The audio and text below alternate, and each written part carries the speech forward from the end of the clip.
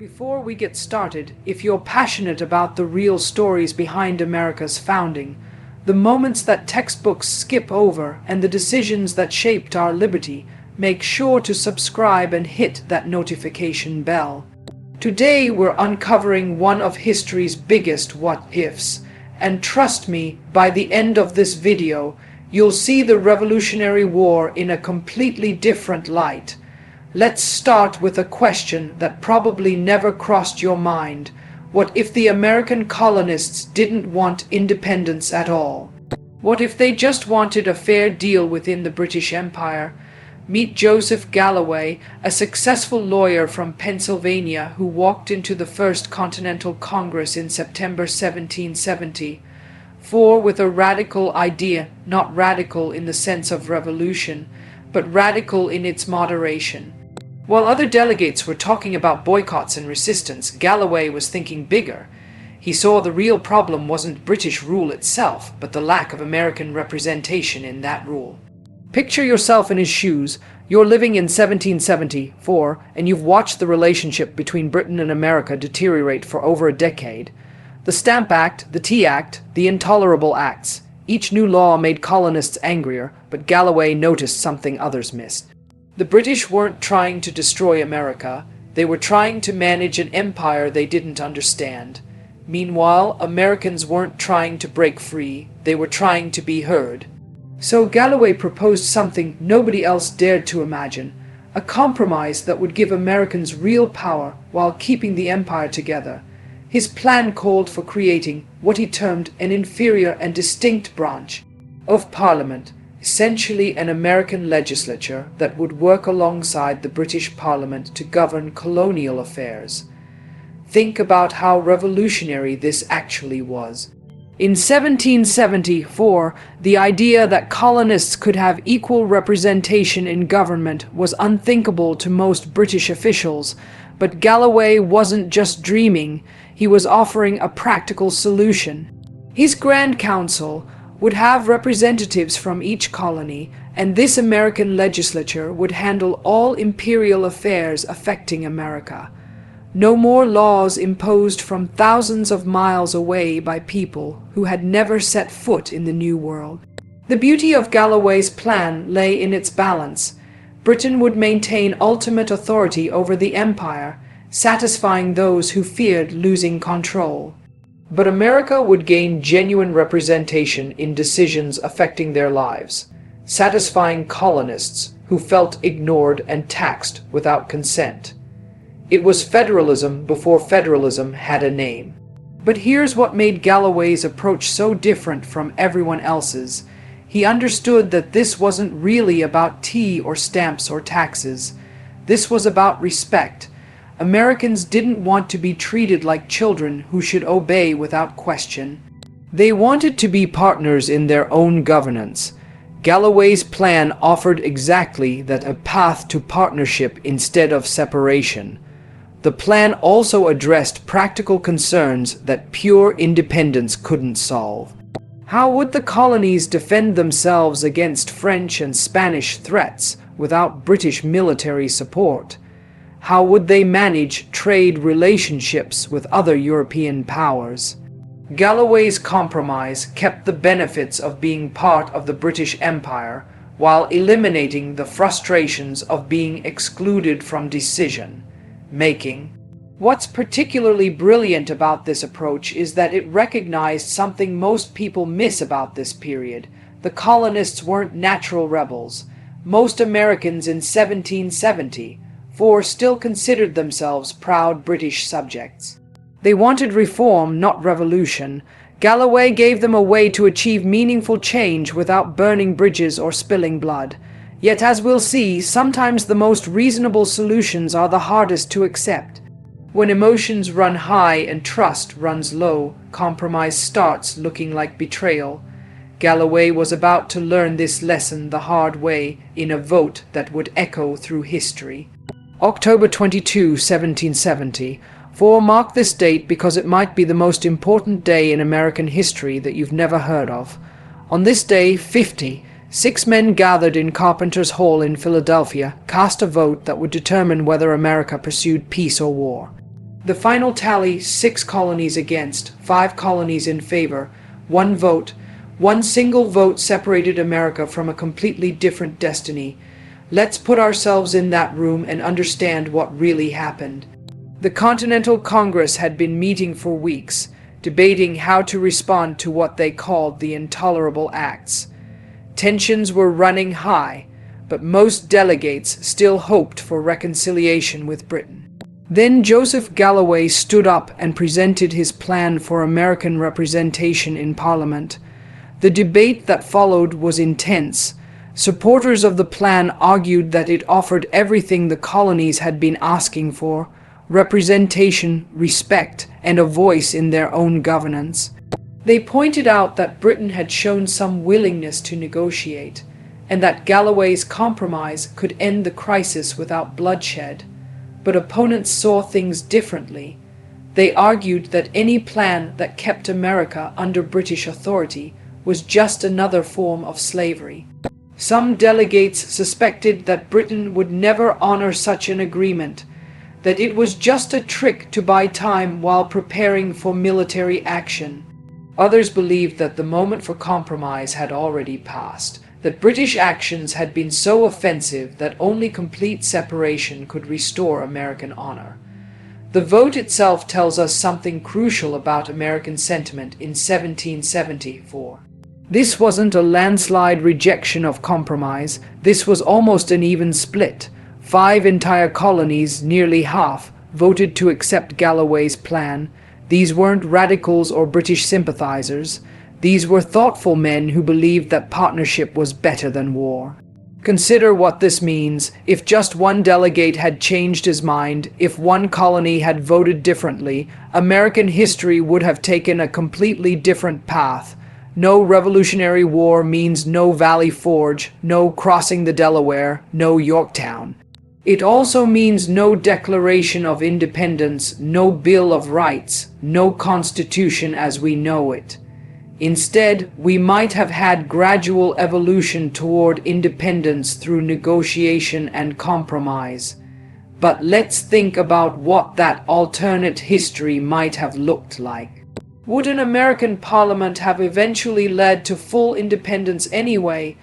Would the partnership with Britain have prevented the French Revolution from spreading revolutionary ideas across the Atlantic?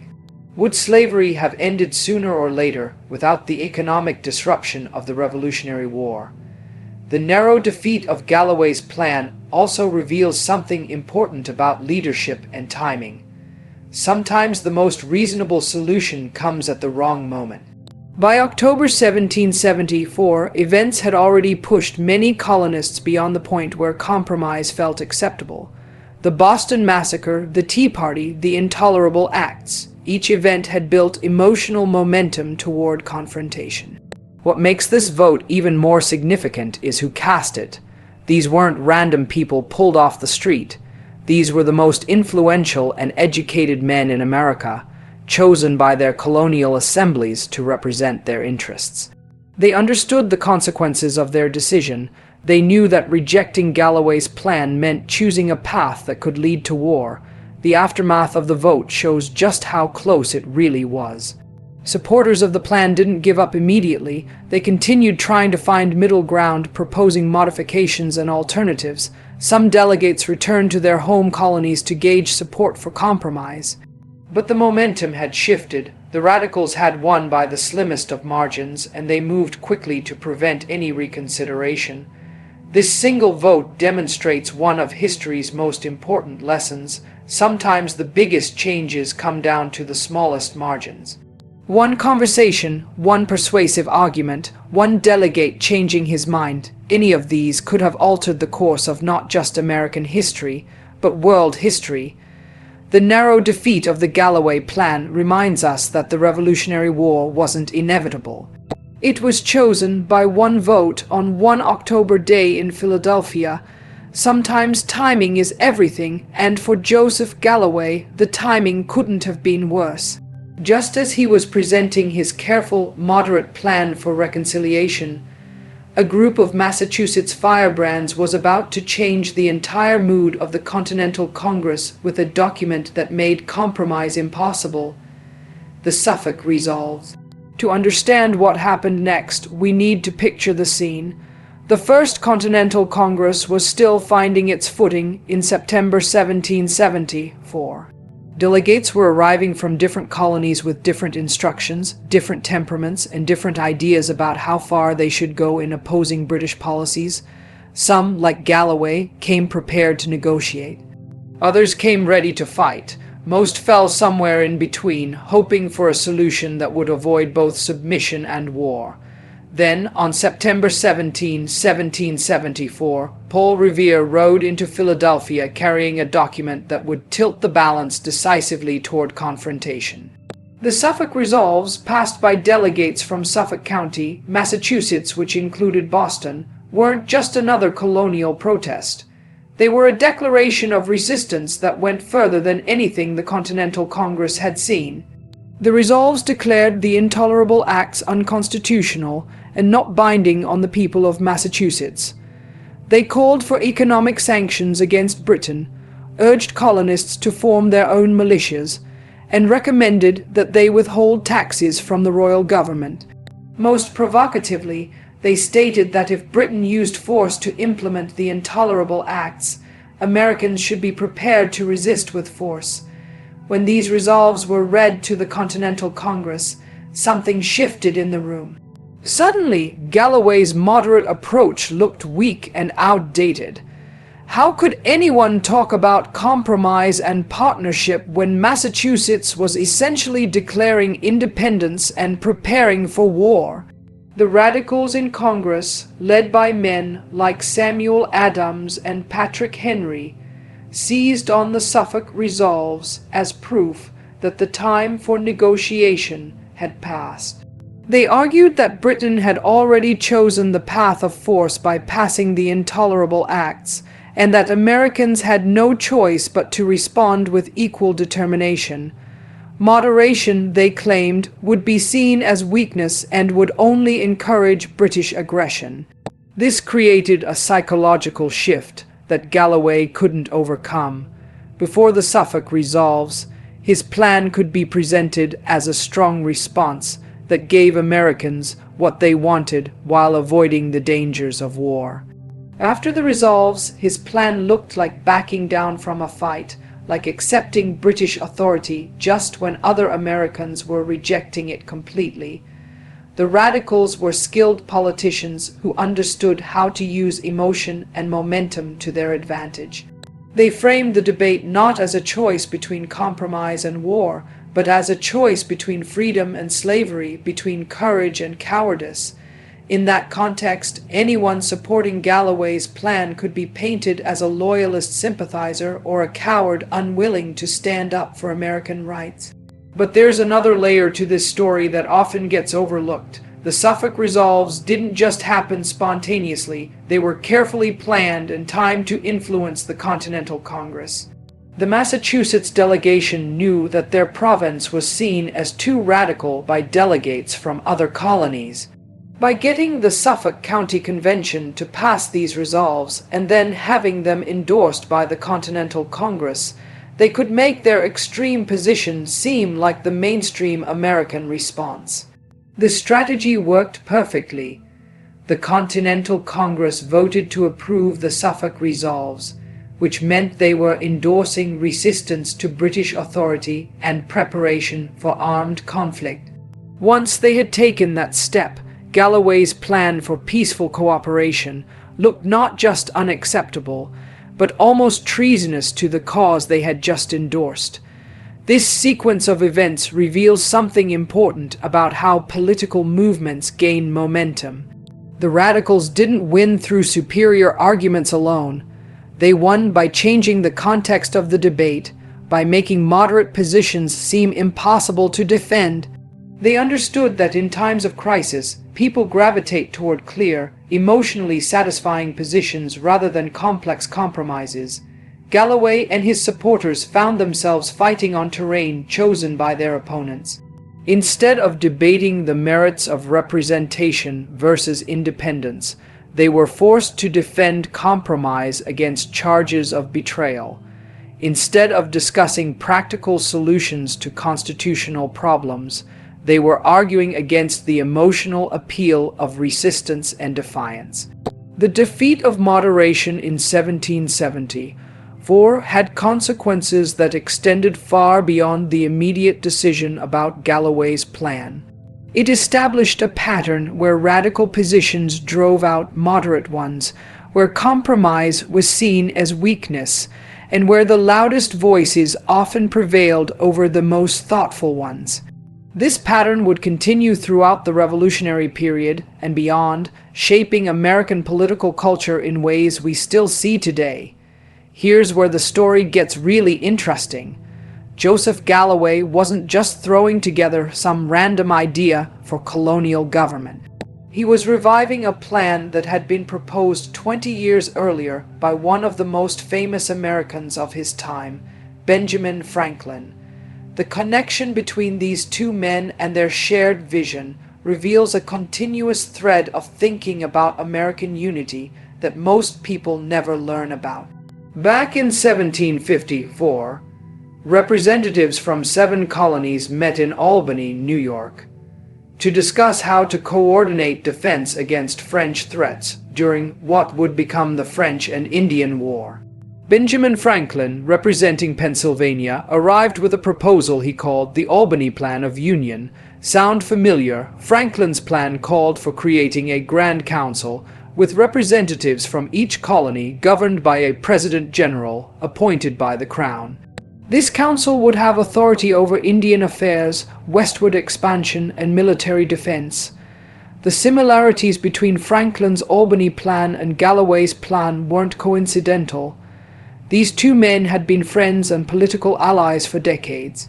They had worked together in Pennsylvania politics, corresponded regularly about colonial affairs, and shared a vision of America's future within the British Empire. When Galloway stood up in 1774 to propose his plan, he was essentially updating Franklin's 20-year-old idea for new circumstances. But here's what makes this connection so significant. It shows that the idea of American political unity wasn't born from the crisis of the 1770s. It had been developing for decades. Franklin and Galloway understood something that many of their contemporaries missed, that the American colonies had more in common with each other than they had differences, and that their common interests could form the basis for effective government. The Albany Plan had failed in 1750, for reasons that sound familiar. The colonial assemblies rejected it because they didn't want to give up any of their individual authority to a united government. The British government rejected it because they didn't want Americans to have too much power to act independently. Franklin was disappointed but not surprised. He had proposed the plan because he could see that America needed unity, but he also understood that neither the colonies nor Britain were ready for such a bold step. 20 years later, Galloway believed the time had finally come. The crisis with Britain had shown Americans that they needed to act together, and British policies had demonstrated that the old system of governing each colony separately wasn't working. Galloway thought that both sides might now be ready to accept the kind of partnership that Franklin had envisioned in 1754. The Franklin connection also reveals something important about how ideas develop over time. When Franklin first proposed his Albany Plan, he was thinking primarily about military defense and westward expansion. But by 1774, Galloway was thinking about something much bigger, a permanent constitutional arrangement that would give Americans equal partnership in governing their own affairs. The basic structure was similar, but the vision had expanded. It's also worth considering what Franklin himself thought about Galloway's plan. By 1774, Franklin was in London serving as a colonial agent, trying to negotiate solutions to the growing crisis. He had become increasingly frustrated with British attitudes toward America. but he was still hoping for reconciliation. Franklin's correspondence from this period shows that he supported the general idea of American representation in Parliament, though he had doubts about whether Britain would ever accept genuine equality. The failure of both the Albany Plan and the Galloway Plan reveals a persistent challenge in American political development: the difficulty of creating unity while preserving local autonomy. Americans wanted the benefits of acting together: military security, economic coordination, political influence, but they didn't want to sacrifice the independence that each colony had developed over more than a century of separate existence. This tension between unity and independence would continue to shape American politics long after the Revolutionary War. The Articles of Confederation failed partly because they didn't create enough central authority. The Constitution succeeded partly because it found a better balance between national power and state rights. But the basic challenge that Franklin identified in 1754 and Galloway tried to solve in 1770, for how to unite diverse communities without destroying their individual character, remains central to American politics today. The Franklin-Galloway connection also reminds us that the men who shaped the American founding weren't working in isolation. They were part of ongoing conversations about government, liberty, and union that stretched across decades. Ideas that seemed radical in one generation became the foundation for the next generation's innovations. Franklin's Albany Plan didn't succeed, but it planted seeds that grew into Galloway's Reconciliation Plan, which in turn influenced the thinking that would eventually produce the Constitution.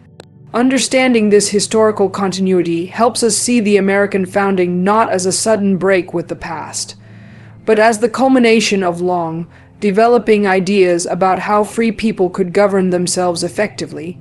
The tragedy of 1774 wasn't just that Galloway's plan failed. It was that America lost the opportunity to build on decades of careful thinking about unity and representation, choosing instead the uncertain path of revolution and war. What happened next reveals something disturbing about how history gets written. The Continental Congress didn't just reject Joseph Galloway's plan, they tried to pretend it never existed.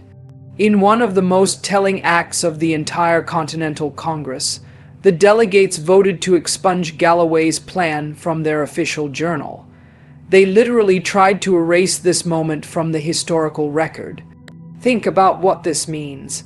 These men who claimed to be fighting for liberty and truth were so embarrassed by how close they had come to choosing peace over war that they wanted to hide the evidence. They understood that future generations might judge them harshly for rejecting a reasonable compromise, so they decided to make sure future generations would never know the compromise had been offered. But Joseph Galloway wasn't about to let his plan disappear without a trace.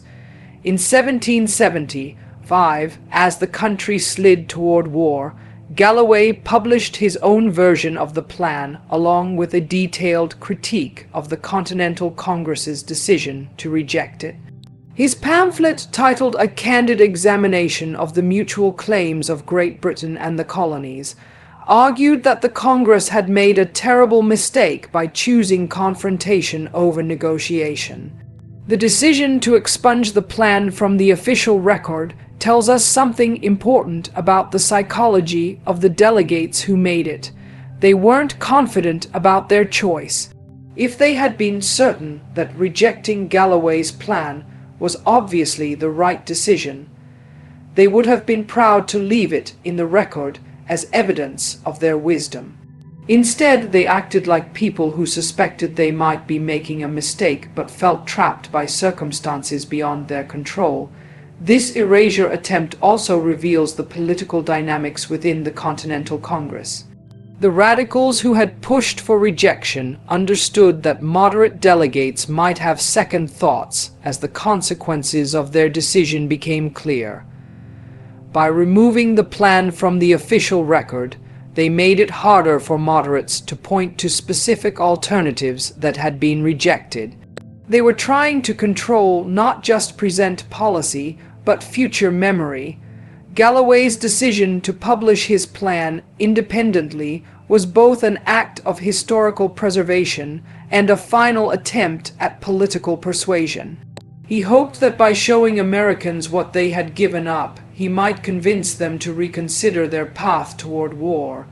His pamphlet detailed not just the plan itself, but the arguments that had been made for and against it in Congress.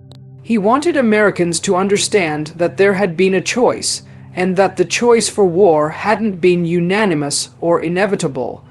The pamphlet also included Galloway's analysis of why the plan had been rejected. He argued that a small group of radical delegates had manipulated the emotions and fears of more moderate members, pushing them toward confrontation before they had time to consider alternatives carefully. He accused the radicals of wanting war for its own sake, of preferring the drama of conflict to the patient work of constitutional reform. Reading Galloway's pamphlet today, we can see both the strength and weakness of his position. His plan was indeed reasonable and might have avoided the enormous costs of the Revolutionary War. But his analysis of why it was rejected shows that he never fully understood the emotional and psychological forces that were driving Americans toward independence. He remained focused on constitutional structures and legal relationships when many Americans had moved beyond law toward questions of honor, identity, and moral principle. The attempt to erase Galloway's plan from history also failed in the long run. Historical researchers in the 19th and 20th centuries recovered the details of the plan and the debate surrounding it. Modern historians have recognized it as a significant moment that reveals the complexity of American attitudes toward independence in 1774. The plan that the Continental Congress tried to hide has become an important piece of evidence about the path not taken in American history, but the temporary success of the erasure effort had real consequences. For generations, Americans learned a simplified story about the coming of the Revolutionary War that made independence seem inevitable and British rule intolerable. They didn't learn that reasonable alternatives had been proposed and seriously considered. They didn't learn that the choice for war had been close and controversial. This simplified narrative made it easier to celebrate the war's outcome without grappling with its enormous costs or wondering whether those costs had been necessary. The erasure of Galloway's plan fits into a larger pattern of how revolutionary movements write their own histories. Successful revolutions tend to make their triumph seem inevitable, their cause obviously just, and their opponents clearly wrong. Alternative paths get forgotten or dismissed as unrealistic. The complexity and uncertainty that characterized the actual historical moment gets replaced by a clean narrative of progress toward a predetermined outcome. Understanding this process of historical simplification helps us read not just the story of the Galloway Plan, but many other historical episodes where the path taken came to seem like the only possible path. It reminds us that history is made by real people making difficult decisions under uncertainty, not by inevitable forces pushing toward predetermined outcomes. And it suggests that we should always ask what alternatives were considered and rejected, what costs were accepted, and what opportunities were lost when major historical changes occurred. So there you have it, the story of America's closest call with peace. One vote in Philadelphia in 1774 separated us from a completely different history, one where American and British representatives might have sat side by side in the same parliament, where the Boston Tea Party remained a protest rather than becoming a symbol of revolution, where the Founding Fathers were remembered as skilled negotiators rather than brave rebels. Joseph Galloway's plan wasn't just a footnote in history. It was a window into the America that almost was.